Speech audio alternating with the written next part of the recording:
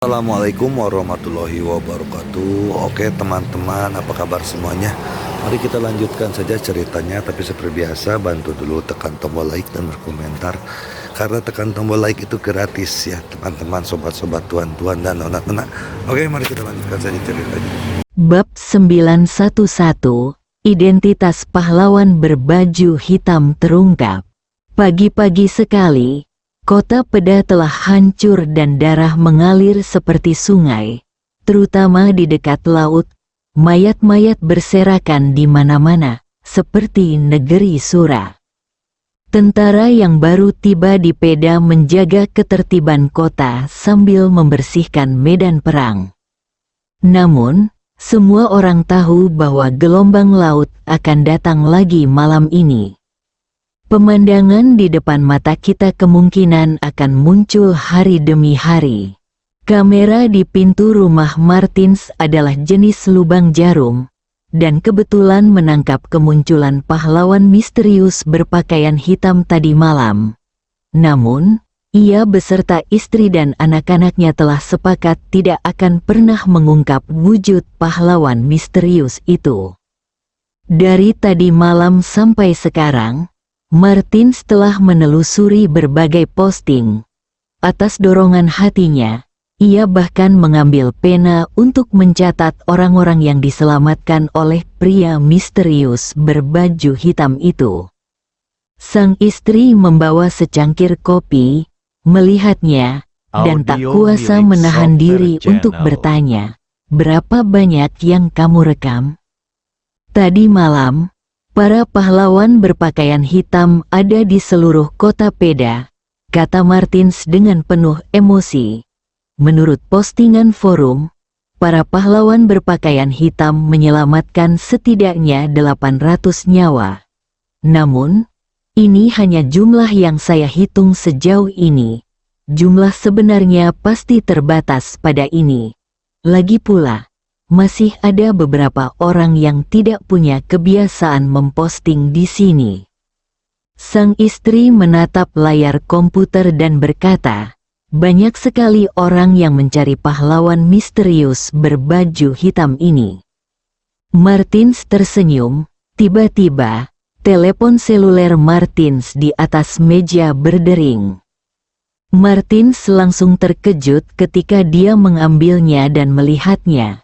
Ini pesan teks dari pihak berwenang.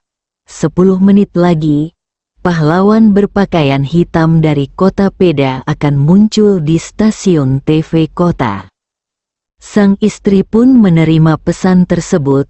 Seluruh warga kota Peda menerima pesan tersebut dan semuanya sangat gembira. Pahlawan kota Peda akan mengungkapkan identitas aslinya. Semua orang segera tertuju pada stasiun TV kota. Pastikan untuk melihat pahlawan kota Peda. Saya dapat katakan ini akan menjadi momen dengan rating tertinggi untuk City TV. Saya baru saja mendengar dari saudara Robos, Zanas, bahwa ayah Akas, Enbis, melihat pahlawan berpakaian hitam tadi malam. Dia tampak seperti dewa yang turun dari surga, sangat tampan. Sebuah rumah singgah di kota Peda, ini adalah titik operasi sementara Biro Operasi Khusus. Jiang Kufeng ada di antara mereka, dan Liao Qi, penerus Sekte Seribu Wajah, juga kembali. Selain itu, ada beberapa penyelidik di Eropa yang kini berkumpul di kota Peda. Jiang Kufeng memiliki senyum tipis di wajahnya. Dia menjadi pahlawan kota Peda, dikagumi semua orang. Inilah momen ilahi yang selalu diimpikan Jiang Kufeng. Meskipun dia tidak dapat memahami kata-kata atau bahasa di sini, masih banyak penerjemah di ruangan itu. Pahlawan berpakaian hitam kota Peda akan muncul di stasiun TV kota.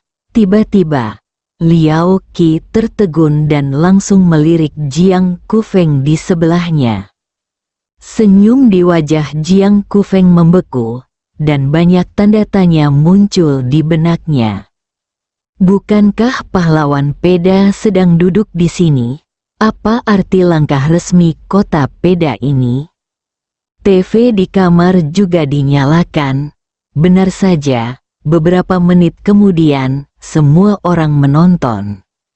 Mata seluruh kota tertuju pada televisi kota. Lampu sorot juga menyatu. Sosok ramping perlahan berjalan keluar dari kamera, dengan wajah percaya diri dan kepala terangkat tinggi. Halo, teman-teman di kota Peda. Nama saya Percius, dan saya juga dikenal sebagai pahlawan hitam di mulut kalian. Percius duduk dan memperkenalkan dirinya.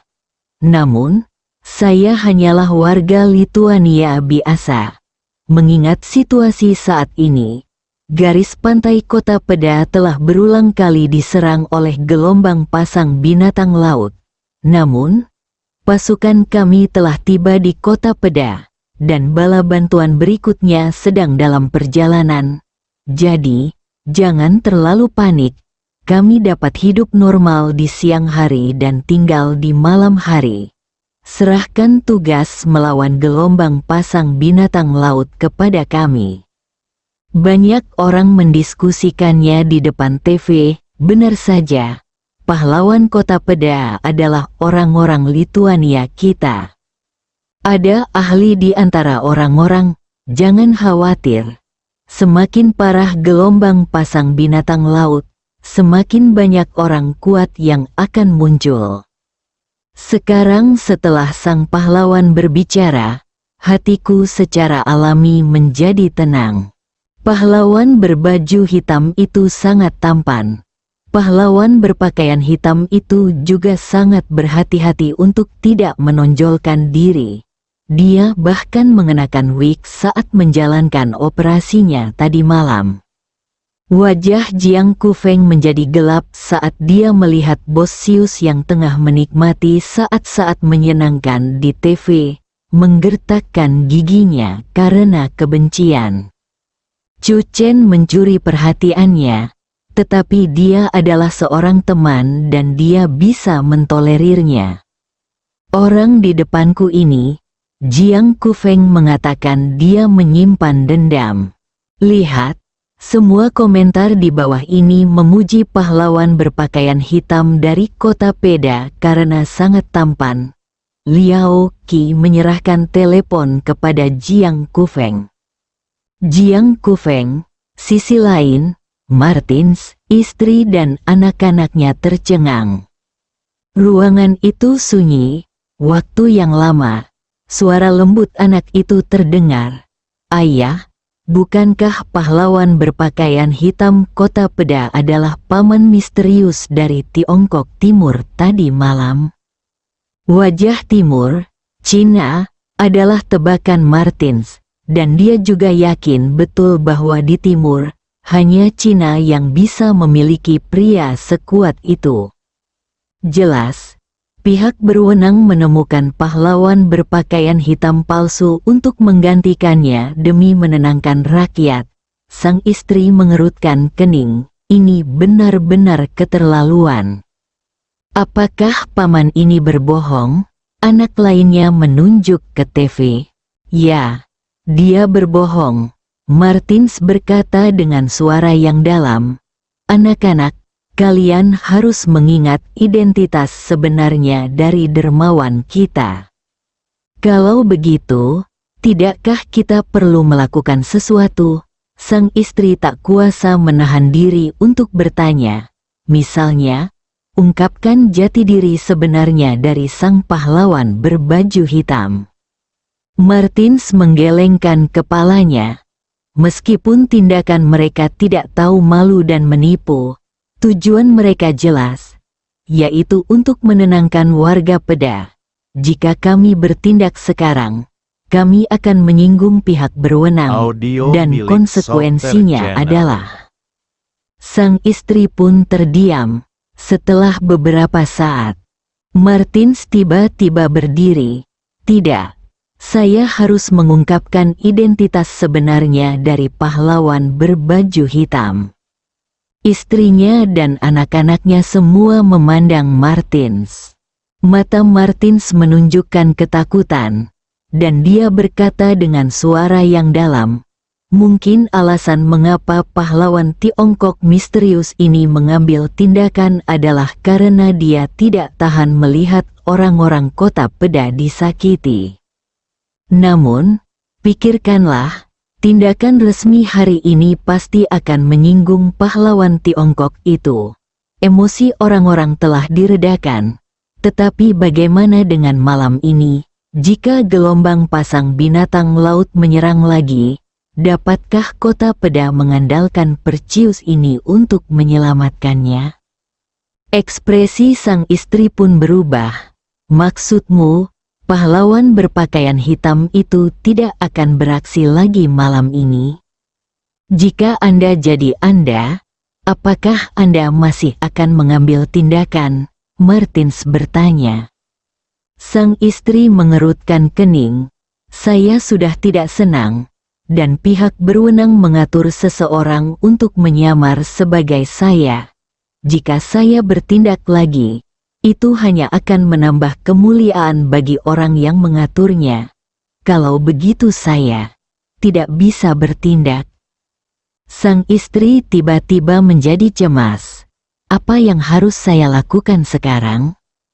Martins duduk. Di sampingnya, dua orang anak datang dan bertanya, "Ayah, apakah kita akan mengungkap pembohong itu?" Martins tidak ragu lagi dan mengangguk dengan berat. Pertama, demi keselamatan warga Peda malam ini. Kedua, agar donatur kita tidak dizalimi. Ketiga, agar anak-anak dapat menanamkan nilai-nilai yang benar. Martins mengetukkan tangannya pada keyboard dan mengetik sebuah judul, "Pahlawan Sejati Berbaju Hitam Datang dari Cina Timur yang Misterius." Bab 912 Mungkin sakit. Siaran langsung City TV berakhir dengan sukses. Sambutan masyarakat Kota Peda juga sangat baik. Hal yang paling kentara adalah bahwa kekacauan di jalan sudah jauh lebih baik berkat kemunculan sang pahlawan berpakaian hitam. Banyak orang secara sukarela kembali ke rumah mereka. Setidaknya, dengan perlindungan sang pahlawan berbaju hitam, Bos Sius, mereka aman untuk sementara waktu. Pusat Komando Tempur, Macisius dan Kunas menghela napas lega pada saat yang sama. Emosi publik sudah tenang, namun masalah besar masih menghadang mereka.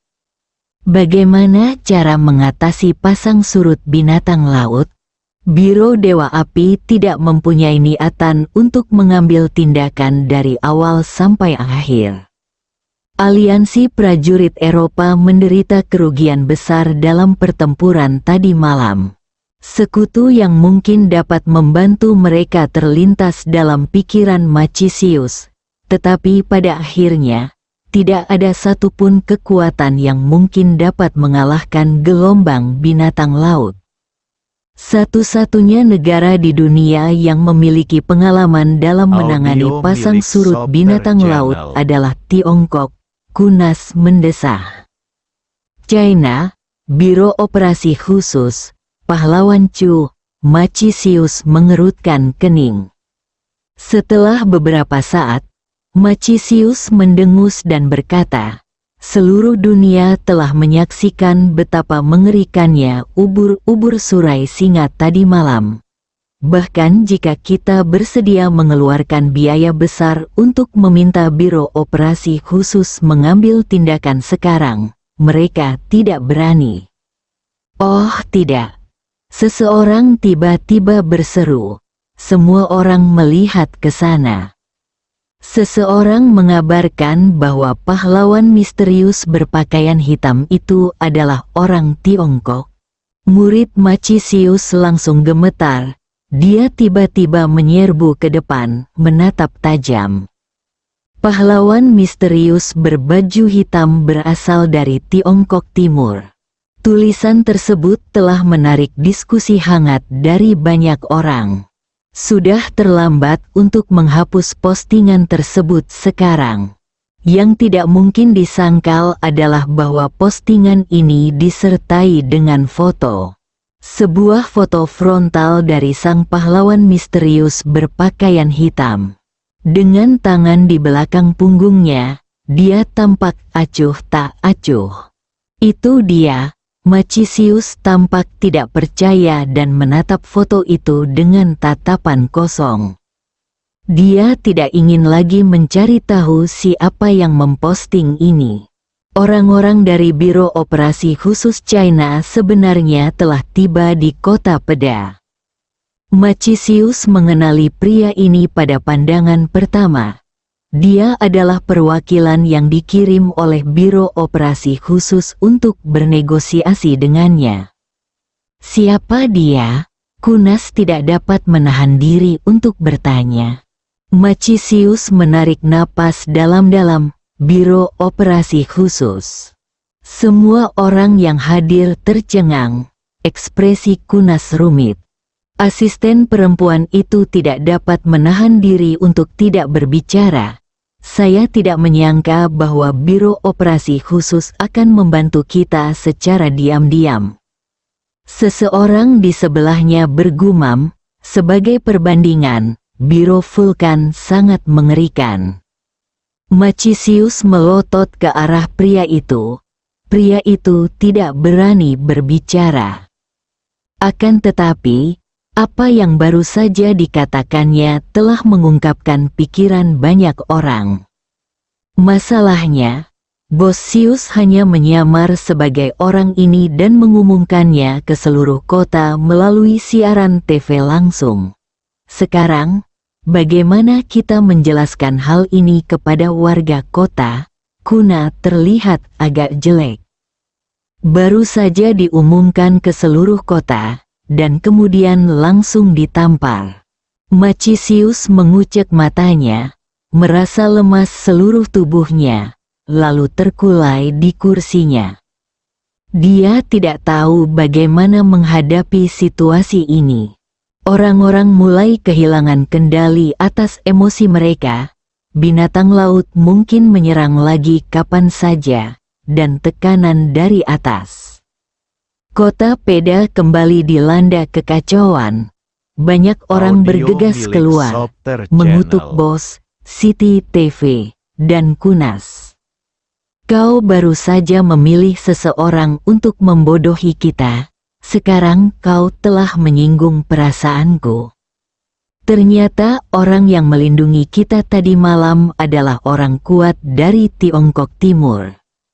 Akan sangat hebat jika pahlawan Tiongkok Chu datang. Saya tidak tahu siapa yang pertama kali mengucapkan ini. Tetapi setelah semua kutukan itu, banyak orang di jalan-jalan dan gang-gang Kota Peda meneriakkan, Pahlawan Chu.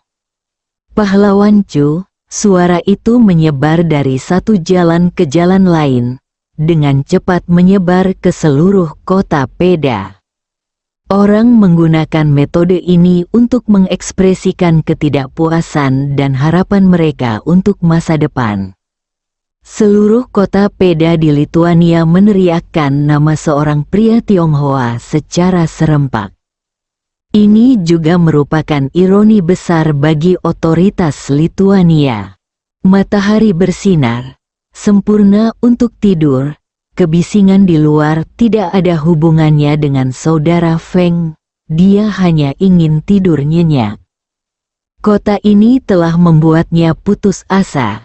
Di sampingnya, Liao Qi mengangkat teleponnya dan menyanyikan sebuah lagu pendek. Siklus kesedihan dan kekhawatiran terus berlanjut, dingin dan hangat, kehilangan arah. Jiang Kufeng mendongak dan menatap Liao Qi. Dia merasa tersinggung. Tiba-tiba, Liao Qi berseru, "Kapten Jiang, Anda terkenal." Jiang Kufeng memandang Liao Qi dengan bingung. Liao Qi menatap ponselnya dan berkata dengan kaget, "Seseorang mengunggah foto di internet. Itu adalah fotomu saat menyelamatkan seseorang tadi malam. Itu adalah foto dari depan." Foto itu langsung menamparkan muka stasiun TV kota. Sekarang seluruh kota Peda mungkin menjadi gila. Jiang Kufeng tidak lagi mengantuk dan bergegas mendekat. Saat dia melihat foto itu, dia menyeringai tanpa sadar. Lalu menyadari bahwa itu tampak agak tidak pantas dan sangat tidak pantas. Jadi dia cepat-cepat menyingkirkannya. Ekspresinya segera berubah menjadi acuh tak acuh dan tenang seperti air. Dan dia mengangguk lembut untuk menunjukkan bahwa dia mengerti. Mata masa memang tajam. Liao Qi melirik Jiang Kufeng dan diam-diam menghela nafas melihat kondisi pikiran Kapten Jiang yang kuat. Sebagai perbandingan, ada Audio kesenjangan milik besar Software antara wilayahnya dan wilayahku. Liao Qi telah menggulirkan isi ponselnya, sesekali menyeringai. Sekarang seluruh kota Peda mengutuk orang-orang yang terlibat. Bagi Liao Qi, ini tentu saja sesuatu yang disambutnya. "Kapten Jiang, popularitasmu di kota ini sekarang lebih tinggi daripada siapapun," kata Liao Qi. "Jika Anda berjalan di jalan-jalan kota Peda sekarang, Anda pasti akan menarik perhatian ribuan orang." Jiang Kufeng tetap tenang, dengan wajah damai, dan melambaikan tangannya dengan tenang untuk memperlihatkan bahwa dia bersikap rendah hati. Suara-suara riuh dan kacau di luar terus berdatangan, semakin lama semakin keras. Jiang Kufeng melihat keluar jendela dengan rasa ingin tahu dan tersenyum kecil. Mendengarkan suara ini, rasanya seperti memanggil suatu nama. Dalam situasi ini, saat ini, di kota Peda, siapa lagi yang bisa membuat semua orang bersatu dan meneriakkan satu nama secara serempak? Itu jelas. Meskipun Jiang Kufeng tidak mengerti, dia sudah punya ide dalam benaknya. "Aku belum pernah tampil di depan publik di kota ini. Namun kota ini sudah memiliki legendaku." Pintu didorong terbuka, dan seorang penyelidik baru saja berjalan kembali dari luar. Terjadi kekacauan di kota Peda. Diperkirakan jumlah orang yang berpartisipasi dalam demonstrasi mencapai puluhan ribu. Jumlah ini masih terus bertambah. Masyarakat telah menyatakan ketidakpuasan yang kuat terhadap pendekatan resmi.